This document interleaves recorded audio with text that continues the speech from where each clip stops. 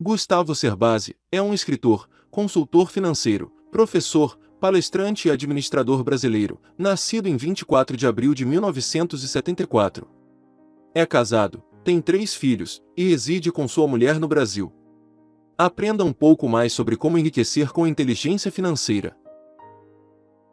Apesar de não ser o precursor, não ser o pai da educação financeira, eu percebi que havia uma lacuna gigante no Brasil. Quando eu comecei a escrever, o produto de crédito mais utilizado no Brasil, pasmem, era o cheque especial. As pessoas usavam mais, no geral, o volume de cheque especial era maior que o volume de financiamento imobiliário, financiamento de carro, empréstimos pessoais. Então se usava muito mal os empréstimos, muito mal o crédito. E o produto de investimento mais utilizado, que hoje ainda está entre os primeiros, mas era o número 1, era a caderneta de poupança, que para quem estudou um pouquinho, leu um pouquinho, está bem atrás de produtos de investimento equivalentes em desempenho e segurança. Então eu percebia que tinha muito a ser dito. Escrevi o primeiro livro numa época em que o Brasil tinha juros de 24% ao ano, então basicamente era fácil falar, gente, se você deixar o seu dinheiro no banco, ele se multiplica muito. Você vai chegar ao seu primeiro milhão num prazo curto, 7, 8, 10 anos. Hoje já não é tão simples. Na verdade, existem meios para isso, mas não basta pôr o dinheiro na poupança que você vai chegar lá, né? O mercado ficou mais competitivo, mas eu percebi que havia muito a ser falado. O livro mais difícil de escrever foi o primeiro, que eu tive que montar um passo a passo, um manual, começo, meio e fim. Os demais, né, os outros 15 livros que eu escrevi, praticamente foram respondendo a críticas e dúvidas dos leitores dos livros anteriores. Escrevi um livro, alguns diziam, mas legal, entendi, mas e para convencer minha esposa disso, meu marido disso? Nasceu Casais Inteligentes e Enriquecem Juntos. Pô, legal, seu livro é bom, mas o capítulo de filhos é muito pequeno. Nasceu Pais Inteligentes e Enriquecem Seus Filhos. E a cada demanda do público, eu escrevia artigos, respondia textos, criava conteúdo no meu blog e esse material foi alimentando a criação de novos livros. Não diria que foi um grande trabalho. Olhando no tempo, parece um trabalho muito grande, mas eu não parava para escrever um livro. Na verdade, eu parava para reunir o que eu estava produzindo nos últimos meses sobre um assunto específico, e assim nasceram 16 livros. Inteligência financeira é colocar em prática a educação financeira que todo mundo conhece. Todo mundo já sabe, nós sabemos que 73% dos brasileiros estão endividados hoje, mas as pesquisas mostram que eles sabem o porquê.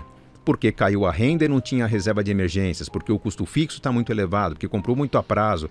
Então as pessoas sabem o que fazer, sabem que tem que cuidar do futuro, sabem que não conseguem cuidar do futuro e tem mil desculpas para isso. A inteligência financeira é quando você consegue fazer com que essa educação financeira se torne prática. Tem componentes muito mais comportamentais do que financeiros propriamente ditos, né? Puxa, se eu ganho, digamos, 2 salários mínimos, que não é uma maravilha, né? O próprio DIEESE, um órgão de governo, diz que o salário mínimo deveria ser de R$6.000 no Brasil, mas se eu ganho R$2.000, não dá para viver de maneira digna.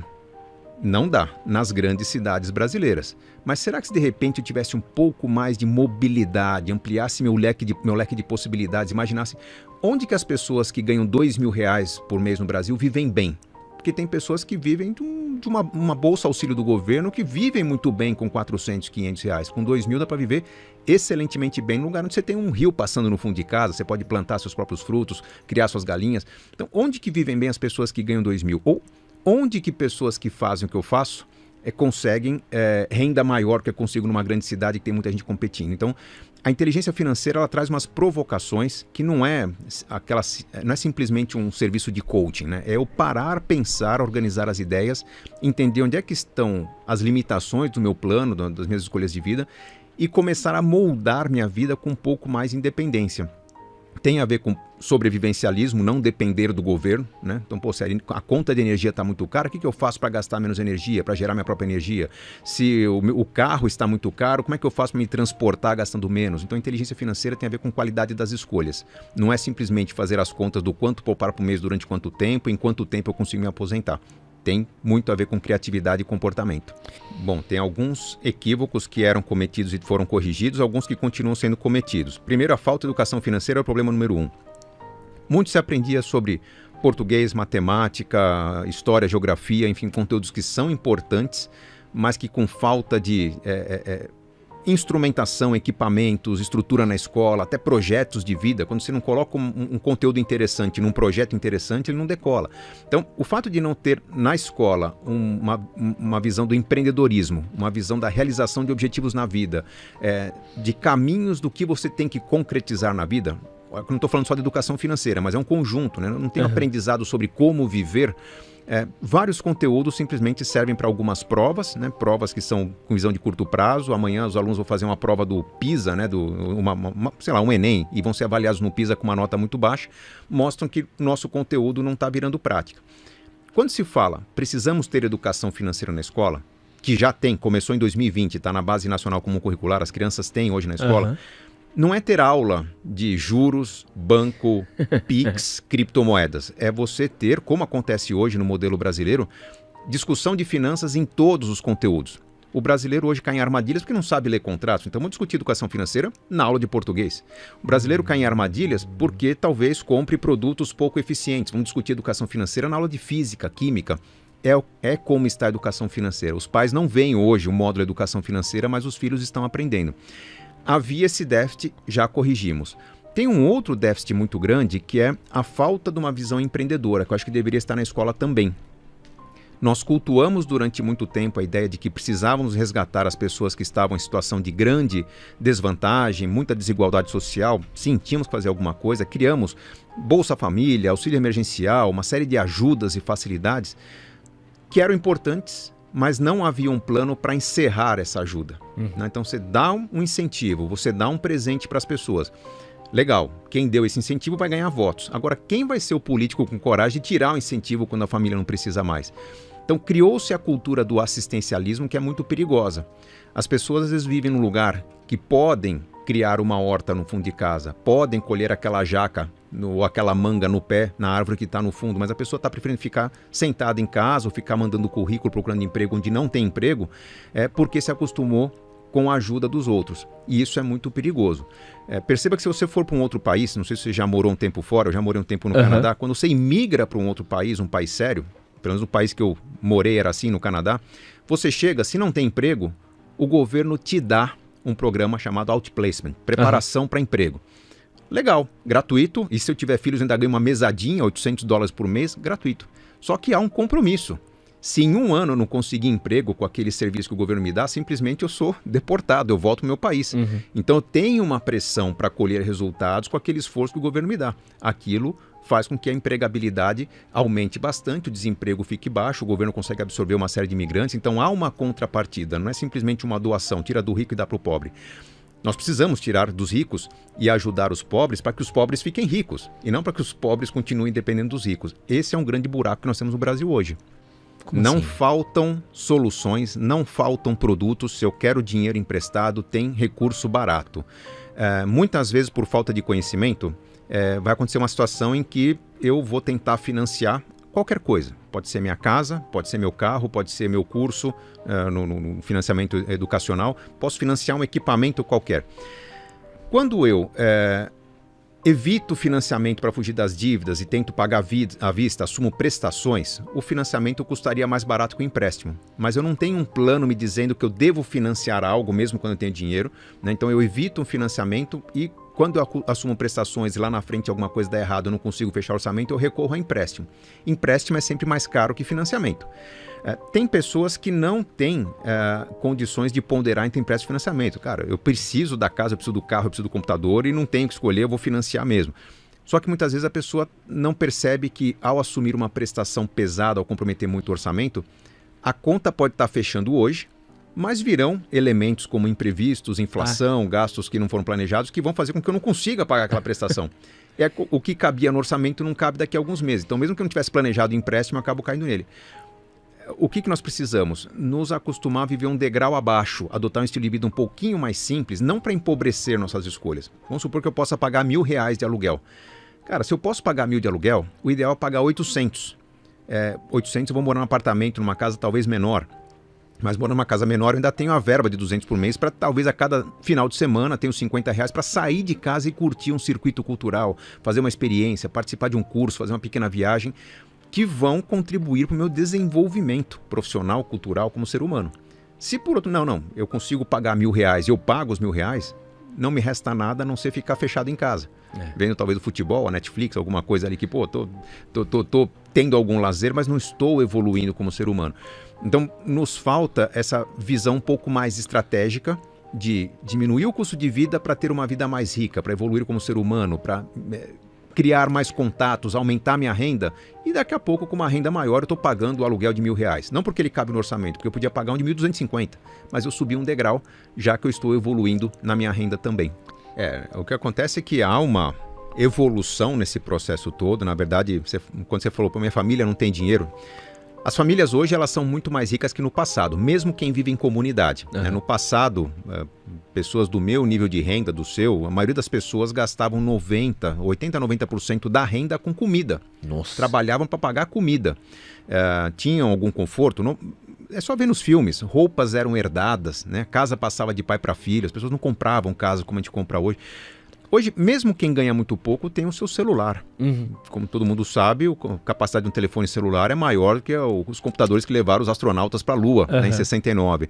Então nós temos acesso a conhecimento, a educação, nós estamos numa evolução, e o que acontece é que talvez o papo que a sua namorada tem com o pai dela não teve com o avô dela. O papo que talvez falte na sua família é porque você esteja num estágio dessa evolução financeira em que seu pai está proporcionando para você um conforto que ele não teve. Ele quer meio que facilitar um pouco desse acesso, quer evitar conversas espinhosas, porque ele tem erros sendo cometidos nesse processo. Financia um negócio, se arrepende, né? Todo mundo que entrou no financiamento de 30 anos da casa se arrepende disso, sabe que não deveria fazer, enfim. Mas ele está aprendendo na prática. E se ele começar a falar muito mais de dinheiro, talvez vai expor muitos dos erros que ele está cometendo. Porque ele não teve educação financeira na escola, como você também não teve, mas talvez seus filhos vão ter. Então é muito provável que a conversa que você vai ter com seus filhos seja muito mais fluida, natural, porque a geração atual dos mais jovens, que está na escola, está saindo da escola, já não pensa em ter casa própria. Eu tenho batido papo com um pessoal de 25, 28, 30 anos que está perguntando, será que eu devo ter um carro? Eu ainda não sei dirigir. Sendo que na minha geração, aos 18, todo mundo queria dirigir. Então, o que acontece? Meu filho, com 15 anos, ele já pensa nas experiências que ele vai ter no mundo. Se eu falo, mas filho, e a sua casa, seu carro? Ele fala, mas não preciso ter casa e carro. Estou pensando em alugar, dividir com os amigos, morar num barco, né? Morar cada hora numa estação de trem diferente. Ele tem umas ideias assim, mas se você perguntar quanto ele espera em ter patrimônio, ele vai saber dizer o quanto ele quer ter de patrimônio aos 18, aos 24, aos 30, aos 35 anos, porque ele quer ter investimentos que gerem renda, que proporcionem experiências. É uma conversa totalmente diferente que eu tive com o meu pai, que me ensinou muito pouco sobre investimentos. Eu acho natural isso, eu acho que você deve provocar, não conversa sobre dinheiro, mas principalmente sobre planos. Se a gente for pensar numa viagem em família, se a gente for pensar, pai, onde você vai morar quando se aposentar, ou, enfim, qual vai ser o estilo de vida daqui a um tempo.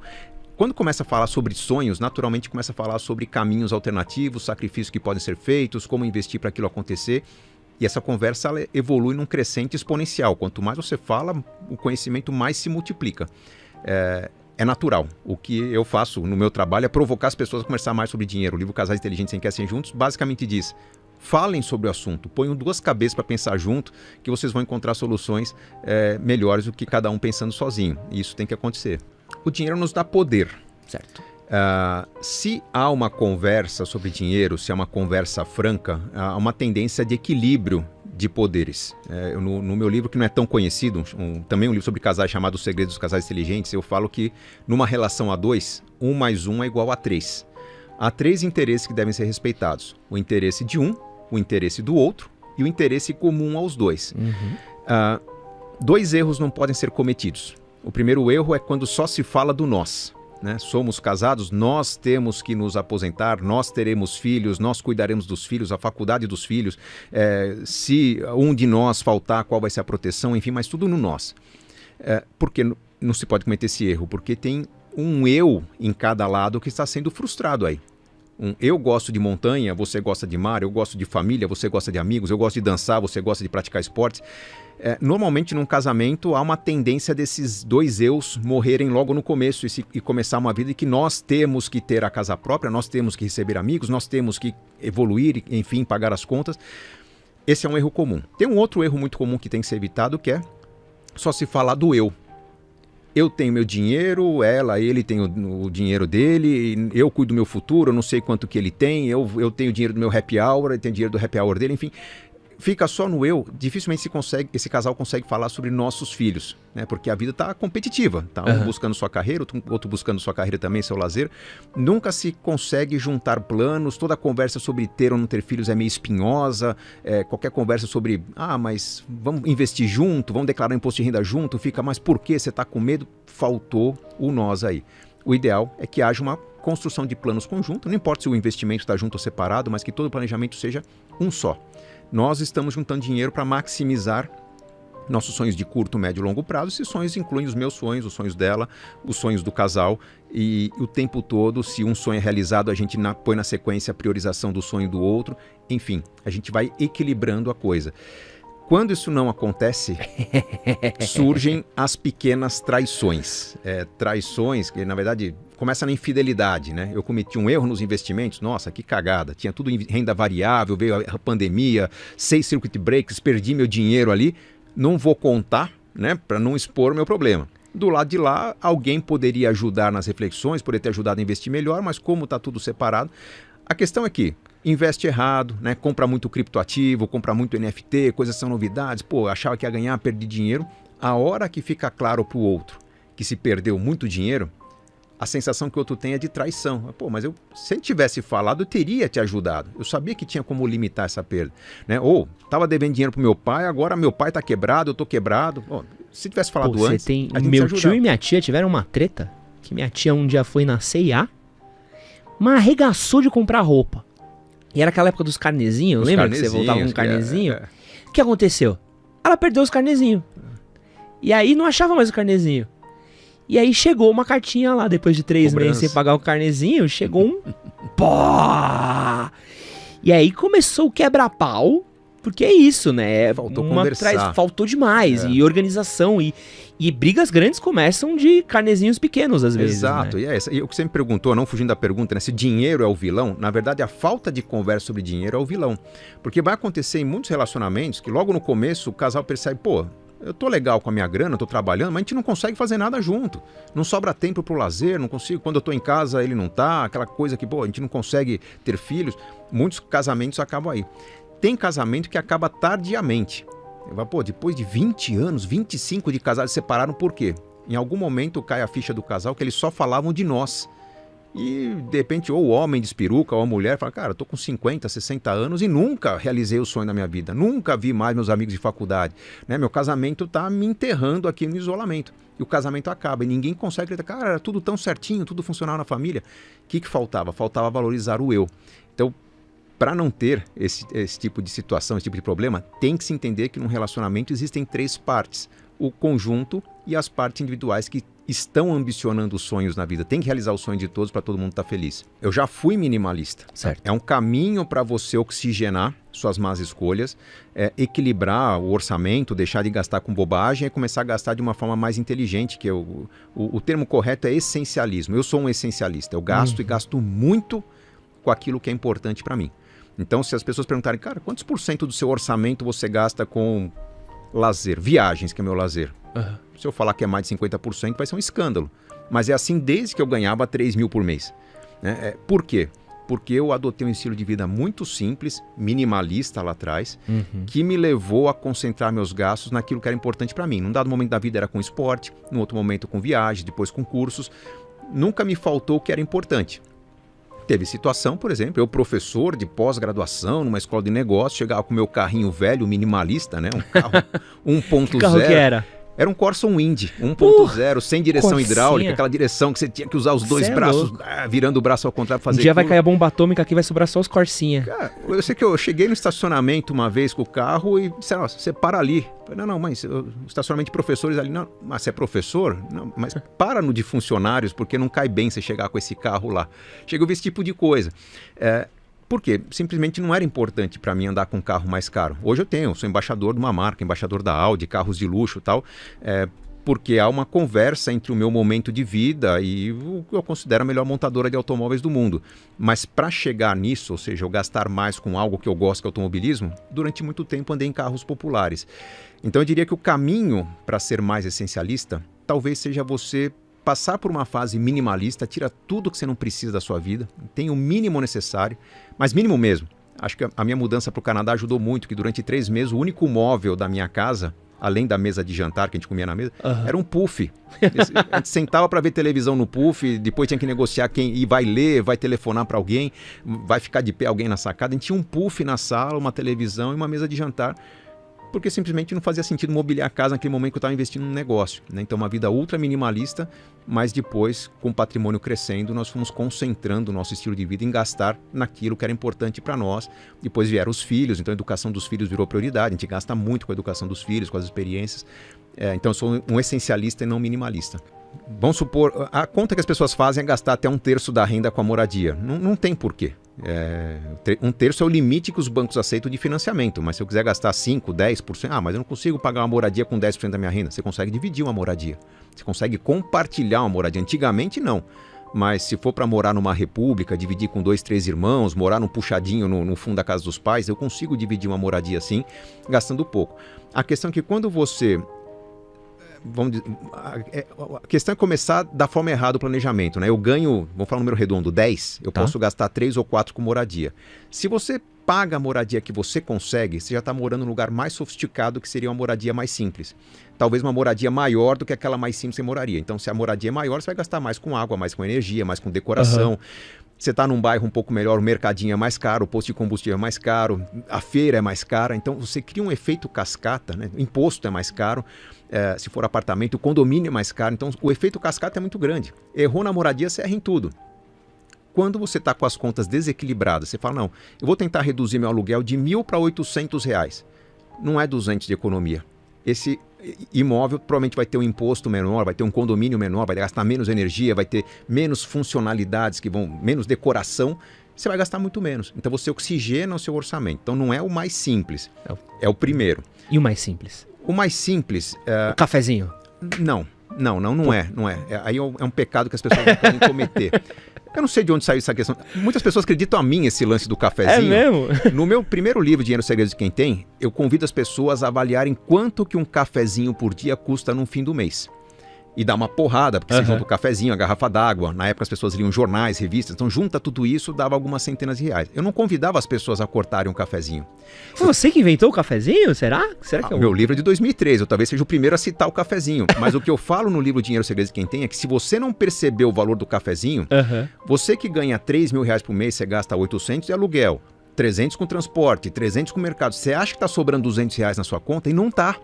Então você vai assumir uma prestação, vai comprar uma roupa parcelada em R$200, você acha que tem espaço e não tem, porque o cafezinho leva esse espaço. Então dê atenção aos pequenos valores, porque se você os ignorar, você vai achar que tem um espaço no orçamento que não existe. Se você der atenção aos pequenos valores, você vai se policiar melhor nas demais compras. Então eu sempre, desde o início, valorizo o cafezinho. O cafezinho simboliza muita coisa. Para algumas coisas é o futebol. Para outras pessoas é uma viagem de fim de ano. Para outras pessoas é estar na casa da mãe e levar um bolo todo domingo. Esse cafezinho, para outras pessoas, é dar 10% para a igreja. Esse cafezinho, se você subestimar, você talvez ocupe um estilo de vida que zere a sua capacidade de ter cafezinhos na vida. E quando você entrar no vermelho, você vai achar que o culpado é o quê? O seu momento de lazer, o seu momento de bem-estar, seu momento de felicidade.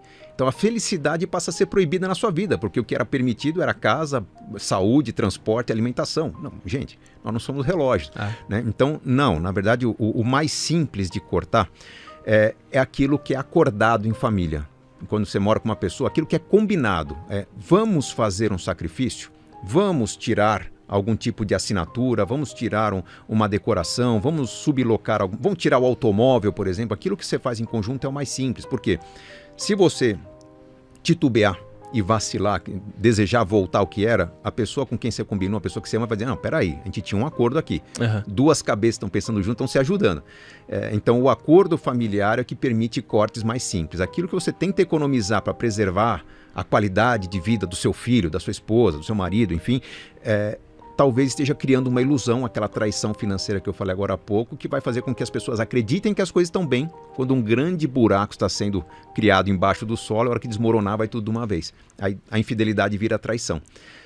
Mas eu, se fosse sugerir às pessoas que cortem um gasto, eu não cortaria o cafezinho, não cortaria a viagem de fim de ano, não cortaria os presentes dados às crianças, eu cortaria o valor da moradia, para dar aquela sensação de que, eu morava num lugar que era mais confortável. Hoje eu já não consigo ficar em casa no fim de semana. Tudo bem, você tem a verba para sair, viajar, visitar os amigos, vai para um teatro, tira essa criançada de casa porque você tem a verba. Você está gastando menos com moradia. Tem que ser assim, o sacrifício tem que ser aqui porque senão você está criando o efeito cascata que vai sufocar os outros gastos, principalmente em época de inflação que nós estamos vivendo agora.